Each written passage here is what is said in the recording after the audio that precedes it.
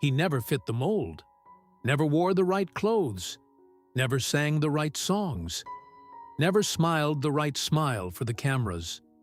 And yet, for over 7 decades, Willie Nelson has stood at the center of American music like a force of nature.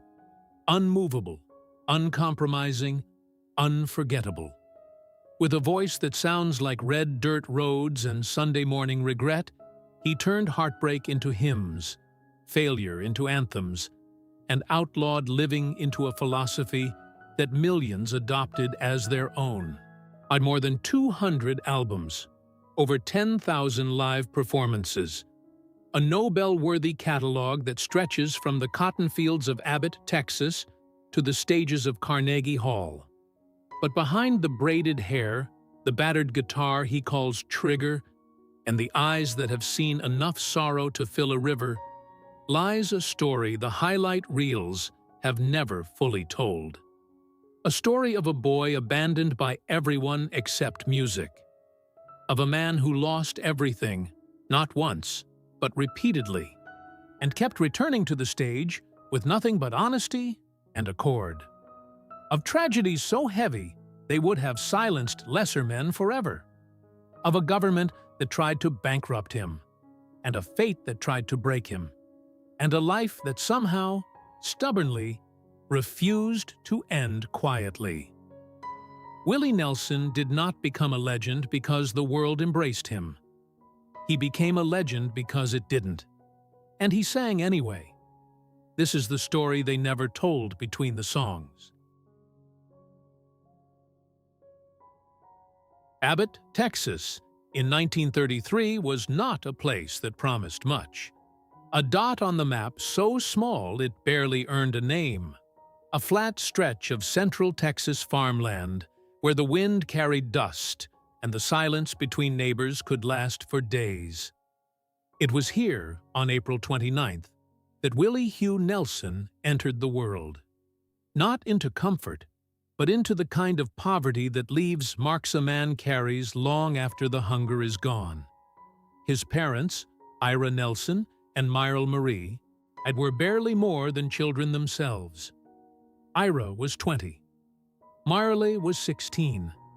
They had married young, as so many did in those Depression-era years, drawn together less by love than by the shared desperation of surviving a world that had already started failing them. But marriage did not slow the unraveling. When Willie was just 6 months old, and his sister Bobby barely 2 years old, their parents walked away. No ceremony of goodbye, no long explanation, just absence, sudden and complete, but leaving behind 2 small children who would wake to find the people who made them simply gone. It was their grandparents, Alfred and Nancy Nelson, who stepped into the silence. Aging, deeply religious, and rooted in the traditions of the Methodist Church, they raised Willie and Bobby with the strict rhythms of faith, farm work, and music. Grandmother Nancy ordered songbooks from the Sears Roebuck catalog. He determined that her grandchildren would learn to read music before they learned to question the hand life had dealt them. It was she who placed Willie's first guitar in his small hands at the age of 6. It was she who taught him that sound could carry a person somewhere pain could not follow. But no grandparent's love, however fierce and genuine, could fully fill the space left by parents who chose to leave. Willie grew up knowing that absence from a young age, knowing it not as a dramatic wound, but as a quiet, daily fact. Other children had mothers who braided their hair and fathers who threw a ball. Willie had grandparents who did their best, and the faint awareness that somewhere out in the world, 2 people had decided he was not reason enough to stay. That knowledge does not dissolve. It settles. It becomes part of the architecture of a person. The reason certain silences feel heavier than they should, and the reason a boy picks up a guitar and holds it a little tighter than the situation requires. Abbott's schools gave Willie little more than Abbott's fields did. He was not a troubled student, but an uninterested one. His mind already far ahead, already tuned to a frequency the classroom could not broadcast. At 9, he was playing guitar in a local polka band, earning his first dollars from music. At 10, he was writing his own songs, and filling notebook margins with words that moved with a maturity no decade-old boy should have owned. He picked cotton in the summer heat, baling hay alongside farmhands twice his age, learning in the fields what no school could teach. That work is a form of dignity. And that dignity in Abbott, Texas, in the 1940s, was the only currency that could not be taken away. But he absorbed the music around him with the hunger of someone who had found the one language that did not require permission. Gospel from the church pews, Western swing from the radio, blues drifting out of roadside joints he was too young to enter, but old enough to hear. All of it became part of him, layered like sediment, building toward something he could not yet name. By his early teens, Willie Nelson had already lived enough quiet grief for a lifetime.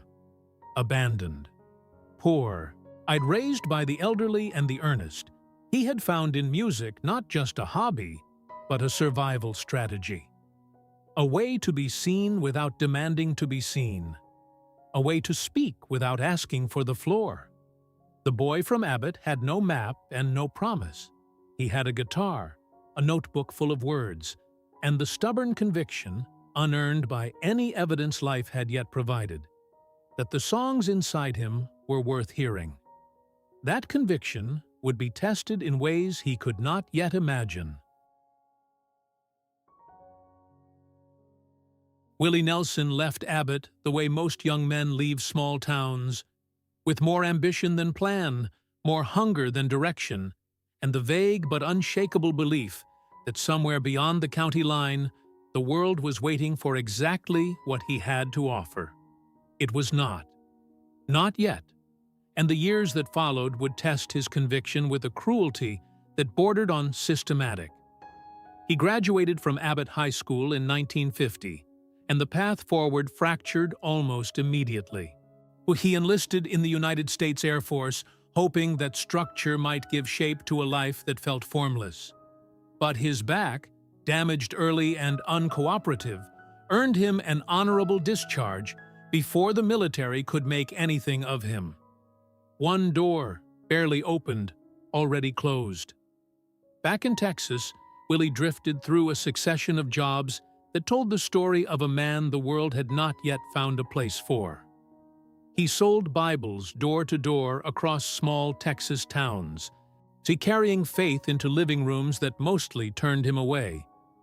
He worked as a plumber's apprentice, learning quickly that his hands were made for guitar strings, not copper pipe. He sold vacuum cleaners, harvested trees, pumped gas. Each job was not a stepping stone, but a waiting room. Somewhere to survive while the real life, the musical one, assembled itself in the distance. Music, however, was never truly on pause. Through all of it, Willie played. Honky-tonks, roadhouses, small radio stations that paid in exposure rather than dollars. He became a disc jockey in San Antonio, then in Vancouver, Washington. His voice filling radio airwaves even as his pockets stayed empty. It was on-air work that sharpened his instinct for connection. The ability to speak to a listener not as an audience, but as a single human being sitting somewhere alone, needing exactly what he was offering. And through these years of scrambling, Willie Nelson also began the chapter of his personal life that would bring him some of his most enduring pain. He married young, too young, as he would later admit with characteristic honesty. His first wife, Martha Matthews, whom he married in 1952, was a Cherokee woman with a temperament as fierce as his own restlessness. Together, they had 3 children, Lana, Susie, and Billy. And together, they built a household held together more by obligation than peace. And the marriage became a battlefield. Martha, overwhelmed and furious at the endless absences, the empty accounts, and the husband who seemed more devoted to music than to the family sitting at his table, did not suffer quietly. Willie later recalled that during one particularly explosive confrontation, Martha waited until he fell asleep in an alcoholic stupor, then tied him up in bedsheets and beat him thoroughly before he could protest. He told the story for years with a rueful laugh, and as if the humor softened what the truth underneath actually was. Two people destroying each other slowly in a house too small to contain both their disappointments. They divorced in 1962. The children, confused and caught between two people too young and too wounded to parent well, carried their own invisible bruises forward. Willie's relationship with fatherhood, like so much of his early life, was defined more by absence than presence, a pattern that echoed the abandonment of his own childhood with an irony he would not fully reckon with until years later. Professionally, those years produced something that history would eventually recognize as extraordinary. Willie was writing, constantly, obsessively, with the discipline of someone who had no other reliable resource. In a Fort Worth apartment with a broken heater and a wife growing colder than the winter outside, he wrote, "Funny how time slips away." He wrote, "Hello, Walls." He wrote, "Crazy." The song that would become one of the most recorded compositions in American music history, eventually handed to Patsy Cline, whose voice turned it into an immortal wound. He was writing masterpieces in poverty, creating culture from chaos, building a cathedral while living in the ruins. And yet Nashville, the city that held the keys to the kingdom he was trying to enter, remained indifferent. The songs got through the door. Willie himself did not. Nashville in the early 1960s was a city that ran on a very specific currency: Polish. The Nashville sound, as the industry had branded it, was smooth, orchestrated, and carefully designed to appeal to the broadest possible audience. Strings replaced steel guitars. Backing choirs softened rough edges. The rawness that had given country music its soul was being systematically sanded down into something more palatable, more profitable, and considerably less honest. Willie Nelson arrived in this city in 1960, carrying nothing but a battered guitar, a notebook full of songs, and the kind of voice that Nashville's gatekeepers would spend the better part of a decade trying to fix. He had $31 in his pocket and a deep, unshakable certainty that his music belonged in the world. What he found instead was a machine that wanted his songs, but not him. Unwilling to consume everything he created while refusing to make space for the man who created it. The songs moved first. Farron Young recorded Hello, Walls in 1961 and watched it climb to #1 on the country charts, staying there for 12 weeks. Billy Walker turned Funny How Time Slips Away into a genuine hit. And then Patsy Cline, with her voice like a wound-given melody, recorded Crazy. And the song became something beyond a hit. It became a standard, a permanent fixture of the American songbook, a composition that would be covered more than any other country song in history. Willie Nelson had written all of these. He had written them in poverty, in cold apartments, in the margins of a life that barely held together. And now they were filling arenas and radio waves and earning fortunes, for everyone except the man who had pulled them from the silence. He sold Crazy to Patsy Cline's publisher for $50. $50 for one of the most valuable songs ever written in the English language. The transaction was not unusual for the era. Songwriters, particularly unknown ones without leverage, routinely surrendered their most valuable work for amounts that would seem obscene in retrospect. But knowing that context does not make the reality less staggering. Willie Nelson wrote a masterpiece and received less than a week's wages for a cotton picker. And still, Nashville would not record him as an artist. The label executives who heard his voice were unanimous in their assessment and consistent in their condescension. His phrasing was wrong. He sang behind the beat, letting words fall just slightly late, in a way that felt conversational rather than precise, intimate rather than performed. His voice had texture and ache, but not the honeyed clarity the Nashville sound demanded. One producer reportedly told him his voice sounded like it belonged on a small Texas radio station, not on a major label. Another suggested he consider focusing exclusively on songwriting and leave the performing to people who looked and sounded the part. What those executives could not understand, or would not, was that the very qualities they identified as flaws were the qualities that would eventually make Willie Nelson irreplaceable. The behind-the-beat phrasing was not sloppiness. It was intimacy. It was the musical equivalent of a man leaning slightly forward in his chair to make sure you understood he was speaking directly and only to you. The roughness in his voice was not inadequacy. It was honesty. Every sandpaper edge was evidence that he meant what he was saying. But honesty was not what Nashville was selling in 1961. And Willie's attempts to record on his own terms produced results the industry quickly buried.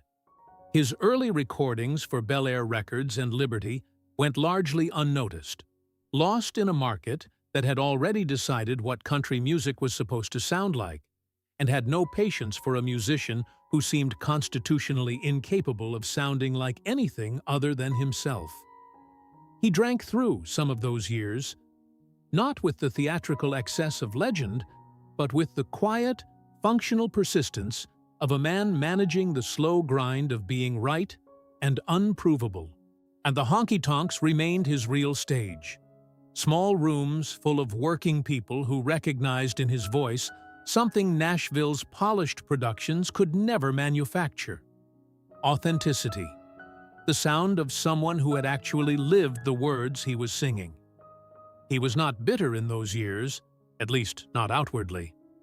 Friends from the period recalled a man who laughed easily, deflected hardship with humor, and kept writing with a discipline that bordered on compulsion. And the rejection did not silence him. It deepened him. Each closed door became material.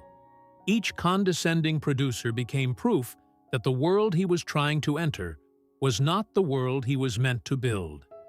But the weight accumulated. A second marriage, this time to Shirley Colley in 1963, brought brief stability, though it too would eventually fracture under the pressures of a life that never quite steadied itself. More children, more absences, more nights on stages that paid barely enough to cover the drive home. By the mid-1960s, Willie Nelson had gifted the American songbook some of its most enduring treasures, and received in return a moderate recording contract, a modest income, and the quiet, suffocating awareness that the industry he had sacrificed everything to enter had decided he was more useful as a supplier than as a star. He was the man behind the curtain, the invisible architect of other people's glory. But Nashville had taken everything he built and handed the applause to someone else. It was a humiliation dressed as a career, and it could not last. On the night of December 23, 1970, a fire tore through Willie Nelson's home in Ridgetop, Tennessee. The house burned fast and without mercy, consuming furniture, clothing, belongings accumulated across years of hard-won stability. Willie, who had been drinking that evening with friends, ran back into the burning structure not once, but twice. The first time to rescue his stash of marijuana. The second time, because he believed, in the haze of smoke and adrenaline, that he had left something else inside worth saving. He had not. But the impulse itself said everything about the man. Even at the edge of disaster, Willie Nelson's instincts were to run toward the fire rather than away from it. The house was a total loss. And standing in the cold Tennessee night, watching the flames consume what remained of his Nashville life, something shifted in Willie that no contract renegotiation or label meeting had ever managed to move. And the fire did not feel entirely like catastrophe. It felt, in the strange, disorienting way that total destruction sometimes does, like permission. Nashville had not worked. Not truly. Despite a recording contract with RCA Victor that had produced albums throughout the late 1960s, the label had continued its campaign to smooth him into acceptability, adding orchestration he never asked for, stripping the arrangements of the honesty that made his live performances electric. But the records were competent. They were not Willie. And somewhere between competent and authentic lay a gap he had been unable to close for a decade. The fire made the decision his pride had been unable to make alone. He walked away from Nashville, packed what remained, gathered his family, and drove south and west toward Texas, toward the state that had made him, the landscape that had shaped his voice, the culture that had always understood instinctively what Nashville could only approximate. See, Austin in the early 1970s was not the Austin the world would later come to know. It was raw, politically alive, buzzing with the energy of a counterculture that had taken root in university dormitories and spread outward into the music venues lining 6th Street. Young people who had grown up on rock and roll and folk protest music were discovering country. Not the Nashville sound, but the older, harder, more honest country that Nashville had spent 2 decades trying to bury. And they were hungry for something real. Willie Nelson, arriving from the ashes of his Tennessee life with nothing to lose and nothing to perform, was exactly what they had been waiting for. He played the Armadillo World Headquarters, a converted armory that had become Austin's cathedral of eclectic music, and discovered something that no Nashville stage had ever given him. An audience that did not need him to be anything other than what he was. Long-haired college students sat beside ranchers and Vietnam veterans, and all of them listened with the same focused, almost reverent attention. The battered guitar, the braided hair, the voice that refused to pretend. It was not what country music was supposed to look like in 1972. It was what it was supposed to feel like. From this moment, the outlaw country movement was not so much born as recognized. Willie had always been an outlaw in the industry's terms, a man who refused to sound like what the market demanded, who kept writing songs the system undervalued and performing with a rawness it could not commodify. Now there was a name for it.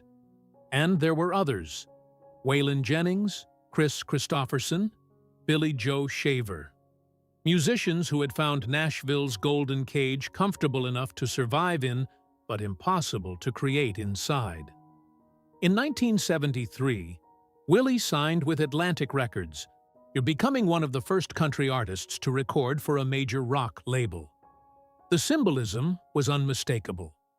And the result, Shotgun Willie, released that same year, was a declaration of independence as much as an album. Critics who had spent years ignoring him suddenly paid attention.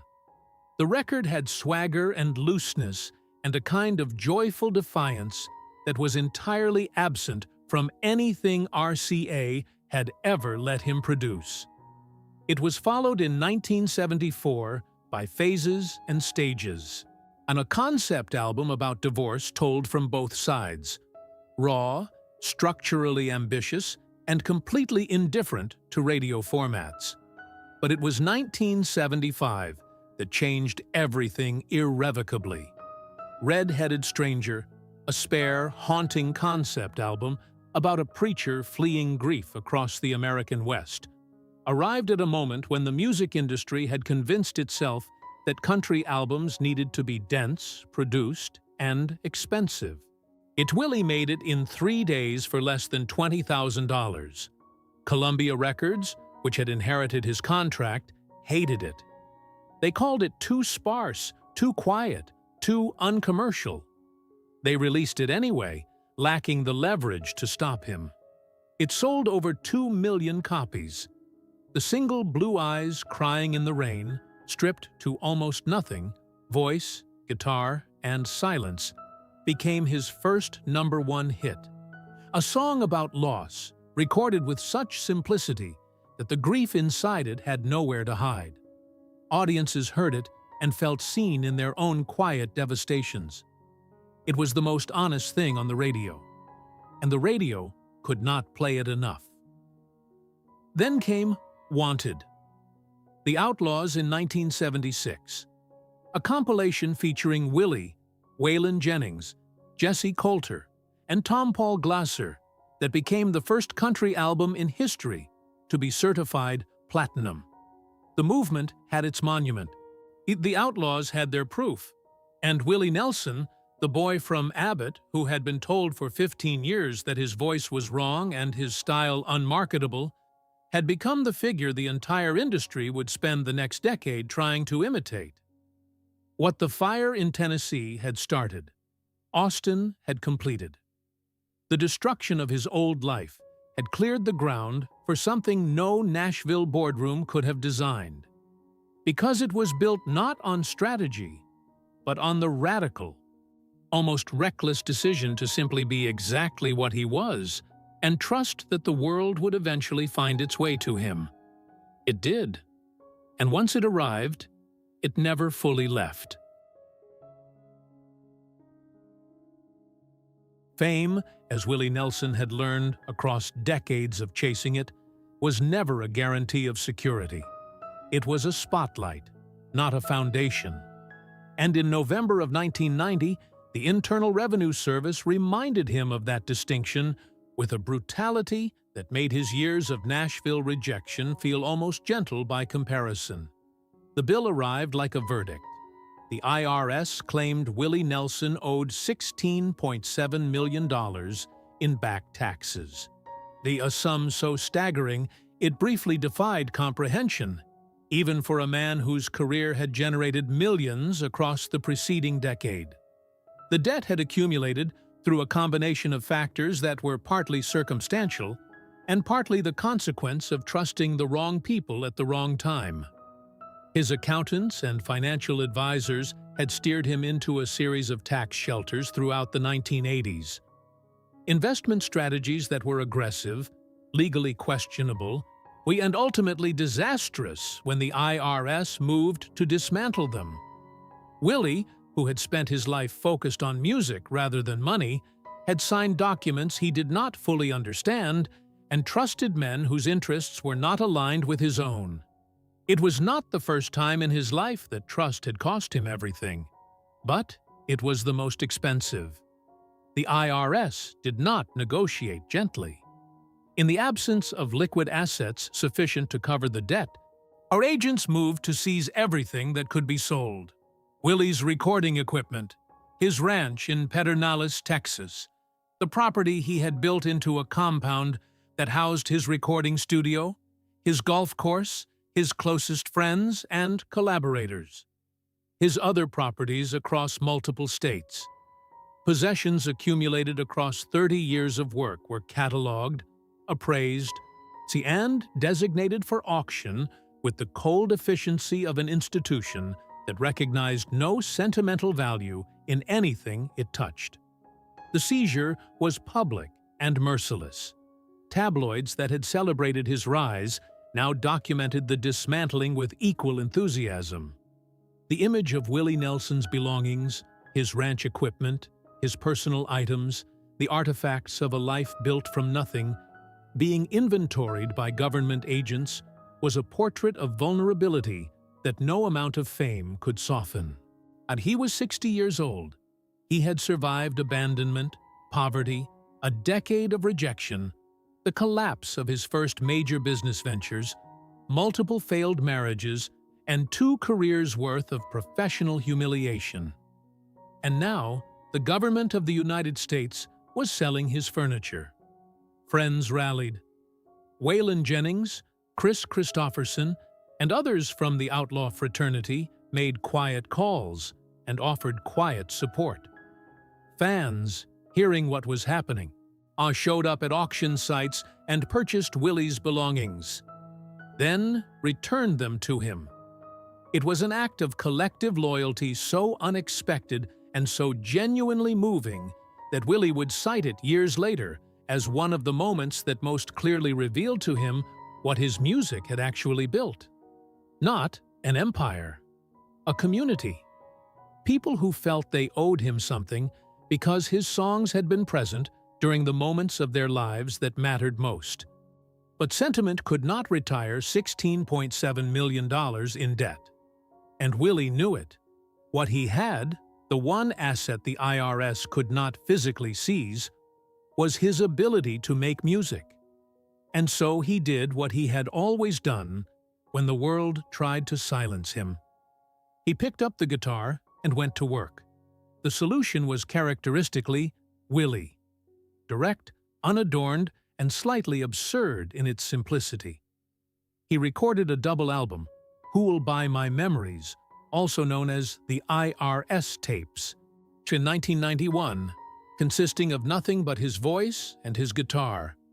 No band, no production, no orchestration. Just the raw material of a man who had started with nothing and was, in a very real sense, starting again. The album was sold directly to fans through an 800 number advertised on television, bypassing the traditional record industry infrastructure entirely. $5 per tape, with proceeds going directly toward the tax debt. It was, in its way, a masterpiece of practical reinvention. The album captured Willie at his most essential, voice worn by 60 years of living, guitar playing that had developed its own entirely personal syntax, songs chosen not for commercial appeal, but for the simple reason that they were the songs he had always loved most. Critics who had spent years measuring his work against market performance found themselves confronted with something that existed entirely outside those categories. And it was not a comeback record, it was a reckoning. An artist stripped to his foundation, demonstrating that the foundation was enough. The sales contributed to settling the debt, which was eventually negotiated down from $16.7 million to approximately $9 million.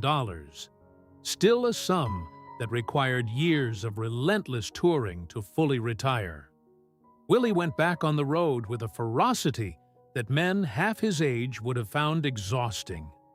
Night after night, city after city, to the same battered guitar and the same undefeated voice, playing to audiences who showed up not just for the music, but to register their solidarity with a man the government had tried to reduce to nothing. He never stopped touring. The road, which had defined him long before fame arrived and sustained him through every collapse, became the instrument of his financial resurrection. By the mid-1990s, the debt was cleared. The ranch was recovered. The recording equipment came home. But the IRS war left marks that went deeper than the financial. Willie emerged from it with a clarity about wealth that he had only partially understood before. Money, he had always known intellectually, was not the point. The IRS crisis made that knowledge visceral and permanent. He had watched everything he owned be cataloged and priced, and he had discovered, in that inventory, that none of it was what he actually valued. What he valued was the ability to play. The songs, the road, and the faces in the front rows of venues that ranged from theaters to county fairs, all of them carrying the same expression, the look of people who had heard something true. The IRS had tried to take everything. What it could not take was the only thing that had ever really mattered. And Willie Nelson, 60 years old and technically bankrupt, had proven once again what the mailroom boy and the Nashville reject And the Austin Outlaw had always suspected that a man who has his music has enough. He paid every dollar he owed. He kept every song he had written. And he went back out on the road because the road had never failed him the way the institutions had. And he saw no reason, at 60, to stop trusting the one thing that had never lied. There is a particular cruelty reserved for grief that arrives alongside triumph. The kind that finds a man at the precise moment he has finally steadied himself, finally reclaimed something resembling solid ground, and reminds him that the ground beneath a human life is never as solid as it appears. Willie Nelson had survived bankruptcy, public humiliation, and the systematic dismantling of everything he had built. And then, on Christmas Day, 1991, his son Willie Nelson died at the age of 33. No amount of preparation exists for that kind of loss. No philosophy, no faith, no quantity of hard-won resilience provides adequate armor against the moment a parent learns their child is gone. Billy had grown up in the complicated shadow of a father whose absences were as legendary as his music. A boy who had watched Willie choose the road again and again, but who had inherited his father's sensitivity without inheriting the outlet that gave Willie's sensitivity somewhere to go. The relationship between them had been tender and unresolved in the way that relationships between touring fathers and left-behind children so often are. Full of love that expressed itself imperfectly, and conversations that never quite finished before the next departure. Billy's death fell on the most family-centered day of the American calendar, and the timing was its own kind of wound. Christmas would never again be a simple thing. The holiday that the rest of the world spent gathering around tables and exchanging gifts became, for Willie, the annual return of an absence so specific and so permanent that no amount of time could normalize it. Friends who spent subsequent Christmases with him recalled a man who moved through the day with quiet deliberateness.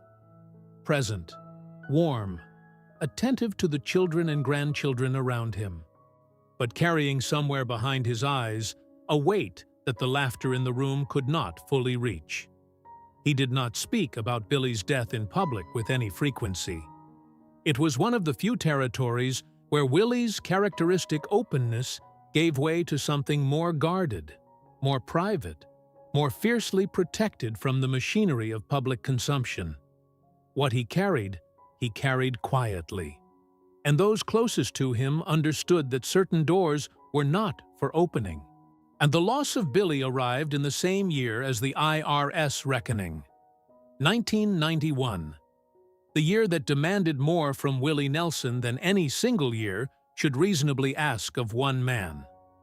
Financial devastation and the death of a child, arriving together in a 12-month span that would have destroyed lesser constitutions entirely. That Willie continued touring, continued recording, and continued showing up night after night on stages across the country was not evidence of invulnerability. It was evidence of the only coping mechanism he had ever truly trusted: movement, music, the road that had no memory of yesterday's grief and made no demands beyond the next performance. But the losses did not stop with Billy.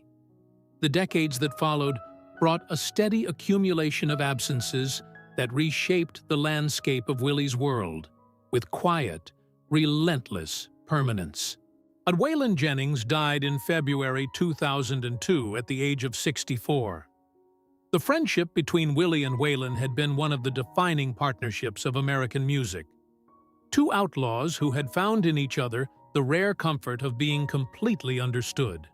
They had recorded together, toured together, argued and reconciled, and argued again with the easy ferocity of people who know their bond is not threatened by disagreement. Waylon had been present at the beginning of the outlaw movement, had stood beside Willie when the industry dismissed them both, and had shared in the vindication when the world finally came around. His death left a silence in Willie's life that no other friendship has ever fully filled. Then, in 2016, Merle Haggard, perhaps the one musician who had walked a road parallel enough to Willie's to be called a true peer, died on his birthday, April 6th, at 79. Merle and Willie had recorded together, toured together on the Outlaw Music Festival, and shared a mutual regard so deep it required very few words to express. When Merle died, Willie said simply, and without embellishment, that the world had lost one of the greatest. The brevity was the measure of the loss. Some absences are too large for elaborate eulogy, and the deaths of friends and collaborators continued to accumulate through Willie's 70s and 80s with the particular acceleration that aging brings. The terrible mathematics of outliving a generation. Producers who had believed in him when others didn't. Musicians who had played on recordings that became landmarks. Road crew members who had spent decades in the same bus. Is sharing the particular intimacy of people who witness each other across thousands of miles and countless hours of ordinariness and crisis. Each departure narrowed the circle of people who remembered where he had come from, who had been present for the years before the legend hardened into mythology. And through all of it, Willie's family carried their own complicated relationship with his absences and returns.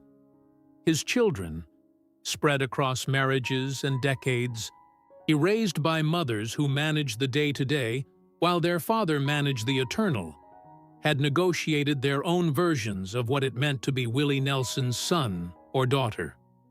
Some found their way to music themselves. Some found their way to forgiveness. Some carried wounds that healed slowly and imperfectly, the way wounds from early abandonment always do. Willie never claimed to have been a perfect father. He claimed something more honest and more useful, that he loved his children with everything he had.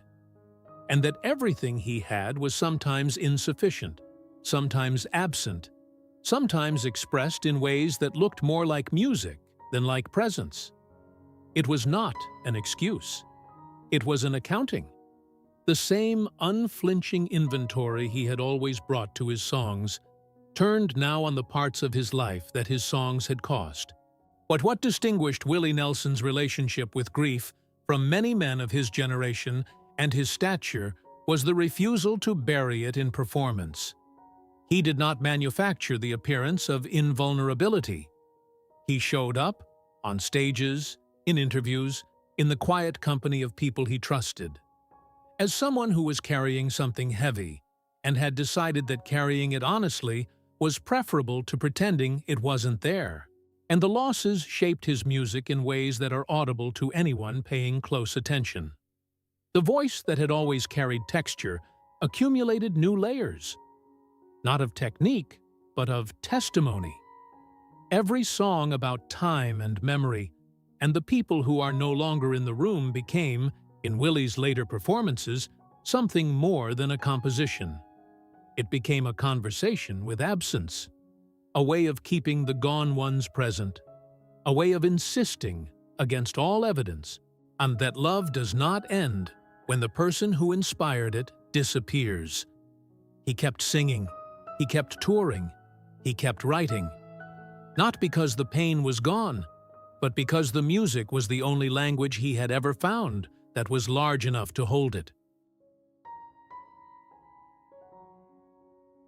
There is a particular kind of courage that has nothing to do with stages or spotlights. It does not photograph well or translate easily into headlines.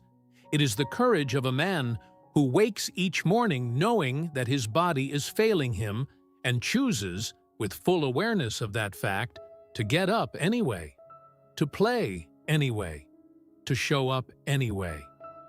Willie Nelson, across the final decades of his public life, demonstrated that courage with a consistency that his most devoted audiences recognized as something more profound than performance. It was testimony, The living proof that survival is not always dramatic. Sometimes it is just the quiet, daily decision to continue. The warnings arrived gradually and then suddenly, as deteriorations tend to do. Willie had smoked for most of his adult life. Tobacco first, then marijuana, with the openness that had become one of his most public and least apologized for personal philosophies. For decades, his lungs absorbed the consequence of that choice without obvious protest, as if his body had decided to extend the same generosity his audiences always had.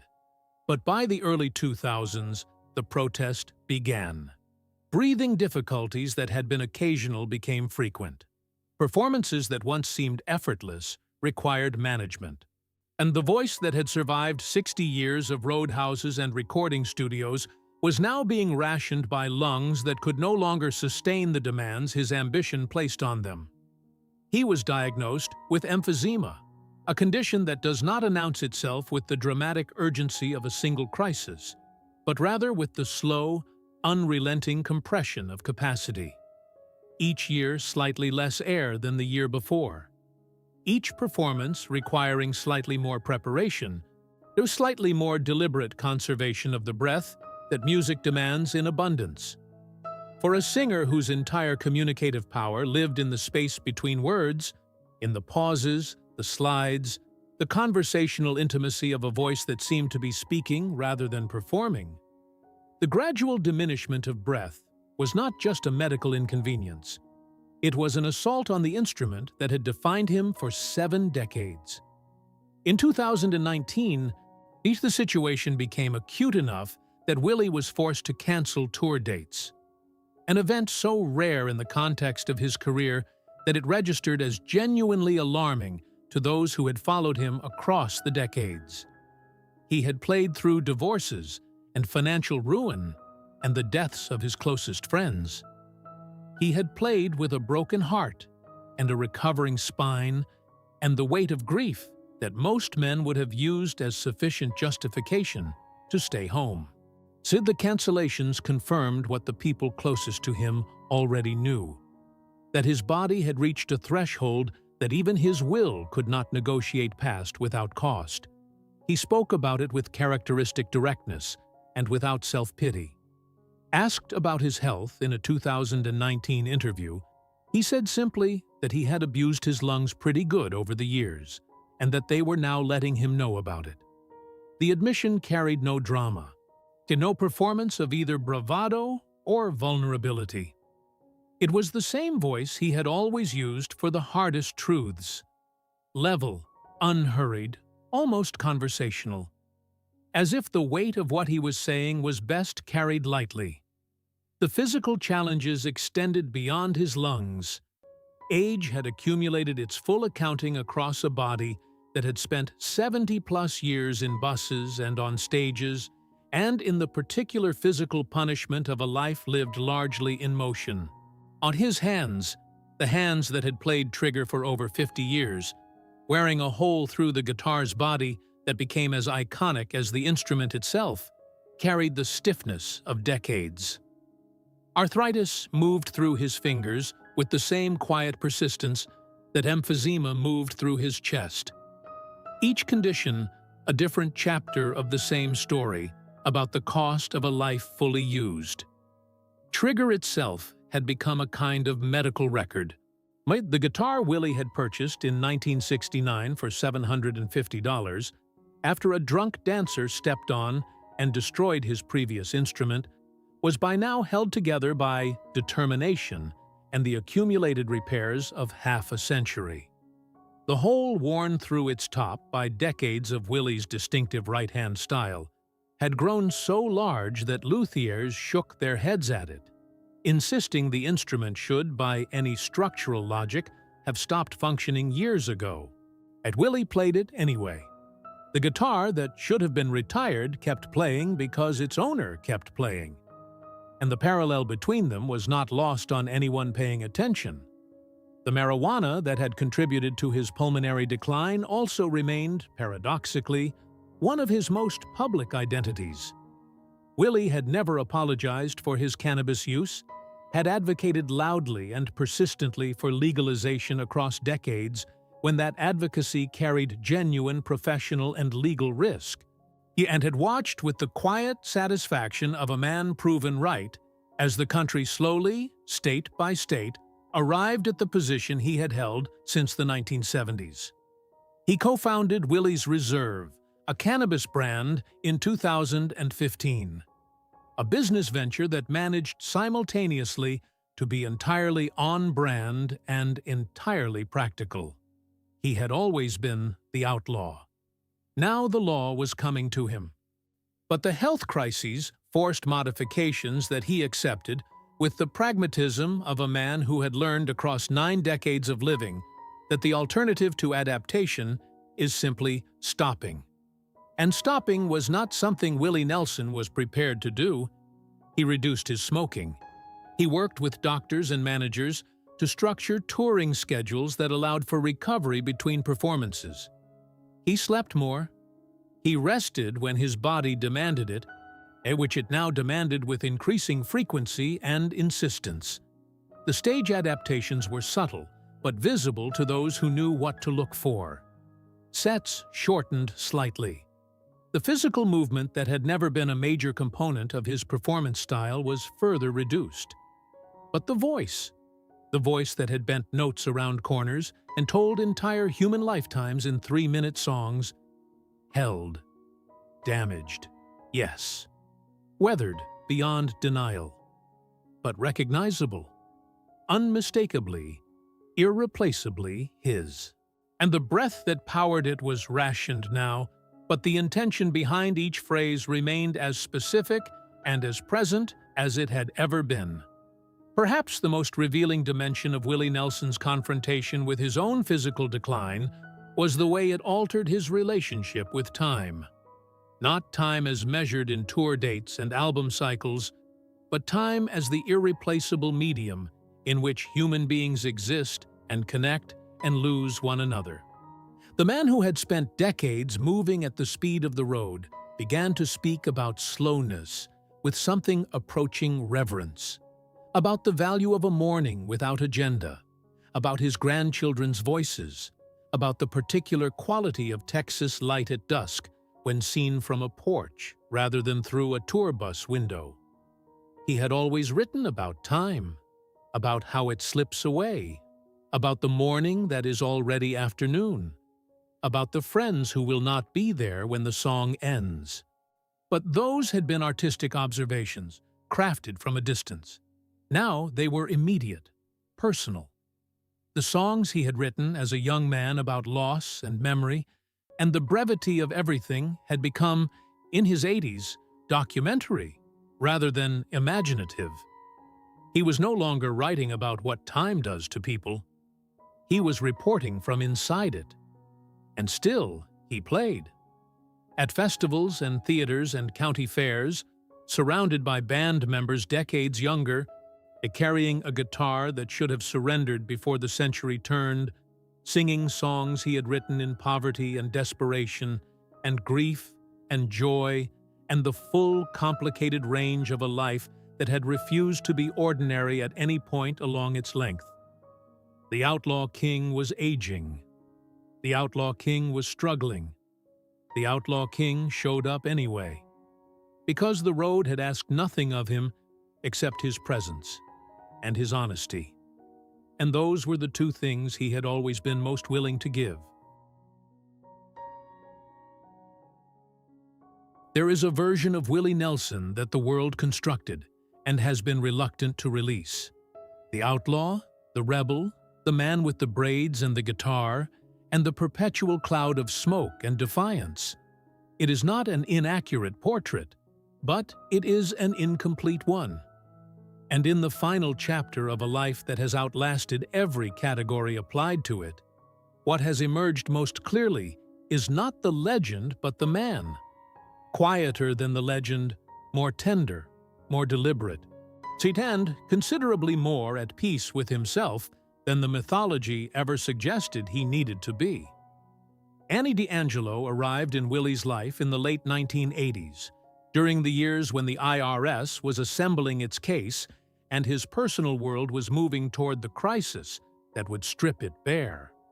A makeup artist who worked on his video sets, she brought to his life something that the road and the music and the endless motion had never been able to provide: steadiness, presence. The particular gift of a person who is not intimidated by a legend and is therefore capable of seeing the human being behind it clearly. They married in 1991. The same year, the IRS seized his properties and Billy died. That Willie and Annie chose to formalize their commitment in the middle of the worst year of his adult life said something essential about the nature of what they had found in each other. This was not a fair-weather union. It was a decision made with full knowledge of the storm. A choice to build something in the wreckage, rather than wait for calmer conditions that might never arrive. Together, they have 2 sons, Lucas and Micah, both of whom became musicians, as if music in the Nelson bloodline has finally found a generation where it flows without the complications of absence and inadequacy that marked Willie's own fatherhood in earlier decades. Lucas Nelson, in particular, he has emerged as a genuinely significant artist in his own right, carrying his father's melodic instincts into a sound that is entirely his own. When father and son perform together, as they have on stages across the country, the image carries a weight that transcends musical appreciation. It is the sight of a man who struggled profoundly to be present for his children, finally present. On stage, in full view, and playing music beside a son who chose the same life and found in it not the wound of abandonment, but the inheritance of something worth continuing. Willie has spoken about Lucas and Micah with a warmth and specificity that differs noticeably from how he speaks about his earlier children. Not because he loves them more, but because he has been more there. The man who spent the 1960s and 70s choosing the road over the living room made different choices in his 70s and 80s. And the difference is visible in his son's eyes when they look at him. His home in Luck, Texas, a small ranch community he built on his property outside Austin, has become in his later years the center of a world that looks nothing like the empire the entertainment industry once imagined for him. And there are horses and open land and the particular silence of a place that has been deliberately insulated from the noise of fame. Family gatherings happen here with a regularity that his earlier life made structurally impossible. Grandchildren who will grow up knowing their grandfather not as a legend from a distance, but as a man who was in the room, who remembered their birthdays, who played them songs in the evening when the Texas light went gold and the air smelled like cedar and grass. His philanthropy has deepened with the same quiet persistence that characterizes everything he does when not performing. Farm Aid, the benefit concert he co-founded in 1985 with John Mellencamp and Neil Young in response to the crisis devastating American family farms, has continued for 4 decades, raising over $60 million for rural communities and becoming one of the longest-running benefit concerts in American history. The cause was never abstract for Willie, and he had grown up in Abbott watching farming families navigate the same precarious relationship with the land and the economy that he would later watch destroy an entire generation of agricultural communities. Farm Aid was not charity from a distance. It was solidarity from someone who remembered. His advocacy for cannabis legalization, sustained across decades when it required genuine courage and cost him real professional relationships, had by his 80s become the mainstream position of the country he had spent his life serving with his music. He watched the legalization movement expand state by state with the satisfaction of a man who had been told for 50 years that he was wrong and had never once considered the possibility. Willie's Reserve, the cannabis company he helped found, was not merely a business opportunity. It was a final, definitive, He's commercially certified acknowledgement that the Outlaw had been right all along. Trigger, the battered guitar that has been his constant companion since 1969, remains with him. Hole worn through its body, repairs accumulated like rings in a tree, the physical record of a partnership that has outlasted every other collaboration of his career. Classical guitarist Chet Atkins once told Willie that when the hole got big enough, the guitar would fall apart, and the hole has been big enough for 20 years. Trigger plays on. The parallel continues to be, as it has always been, too precise to require elaboration. What Willie Nelson leaves behind is not an empire in the conventional sense. There are no television franchises stamped with his name, no production companies bearing his imprint, no global formats generating revenue across 100 countries. What he leaves is something simultaneously more modest and more enduring. A body of music so honest and so human that it has attached itself permanently to the emotional memory of multiple generations. Songs that were present at weddings and funerals and long drives through the dark. Songs that people reached for when they needed to feel less alone, when they needed confirmation that someone else had felt exactly what they were feeling and had found a way to say it. He leaves the proof that a life lived on its own terms, stubbornly, imperfectly, and with full acknowledgement of its failures and full commitment to its values, is not only possible but preferable to the alternative. That authenticity, sustained across 9 decades against every pressure the industry and the culture and the government and fate itself could apply, accumulates into something that no strategic career management could have manufactured. The boy from Abbott, who was abandoned before he could walk, who was told his voice was wrong and his style unmarketable, who lost everything to bankruptcy and grief and the slow taxation of time, is still here, still playing, still writing, still showing up. Not because the road has been kind, because it has been honest. And honesty, Willie Nelson decided somewhere in the cotton fields of Central Texas before he was old enough to fully understand the commitment he was making, was the only thing worth building a life around. He built accordingly. And the building stands. There is a moment that happens at Willie Nelson concerts that no ticket price can guarantee and no production team can manufacture. It arrives somewhere in the middle of a set, usually during one of the older songs, a song written in a cold apartment, or a tour bus, or the quiet aftermath of a grief too large for ordinary language. The crowd, which moments before had been singing along and raising drinks and conducting the particular cheerful commerce of a live music audience, goes still. And not silent, there is still singing, but still in a deeper sense. Focused, present, gathered around something they recognize as true. That stillness is Willie Nelson's real legacy. Not the albums, though the albums are extraordinary. Not the awards, though they fill rooms. Not the activism or the philanthropy or the decades of advocacy for causes that needed a famous voice and got one without being asked. The legacy is that stillness, the proof that one person's honesty, sustained across a lifetime, can reach through the noise of the world and touch something in another human being that they did not know needed touching until it was touched. He did not achieve this by being perfect.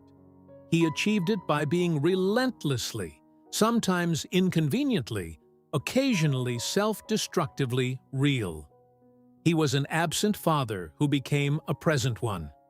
He was a man who trusted the wrong people with his money and spent years paying the consequence.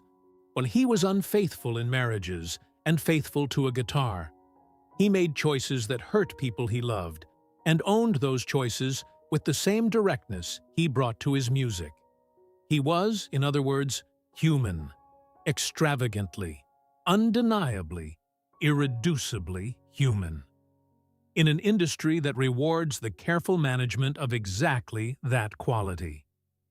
What separates Willie Nelson from the merely talented and places him among the genuinely essential is not any single achievement, but the accumulated weight of a life that never stopped insisting on its own truth.